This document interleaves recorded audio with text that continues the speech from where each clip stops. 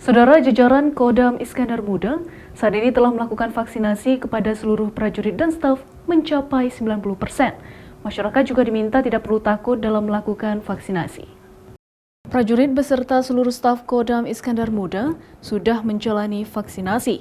Hal ini dilakukan untuk mengantisipasi penularan COVID-19 di kalangan prajurit yang fokus pada penanganan COVID-19 di Aceh.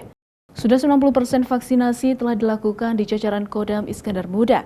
Selain pejabat utama, prajurit, PNS, hingga tenaga kesehatan yang tergabung dalam gugus tugas penanganan COVID-19, bahkan ada yang telah melaksanakan 2 dosis vaksinasi, serta sebagian masih sedang dilakukan vaksinasi dosis kedua. Kita melaksanakan semua tahap 1, tahap 2 sudah dilaksanakan. Presentasinya Sudah selesai? Sudah selesai. Masih ada yang vaksin tahap kedua itu. Saya khususnya Kapendam Iskandar Muda sudah vaksin 2 kali, tidak ada gejala apa-apa. Jadi kami menghimbau kepada masyarakat tidak usah takut vaksinasi itu.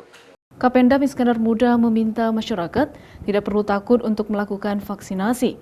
Selain itu, masyarakat juga diminta tidak termakan isu hoaks tentang vaksinasi yang mengakibatkan efek samping yang berlebihan.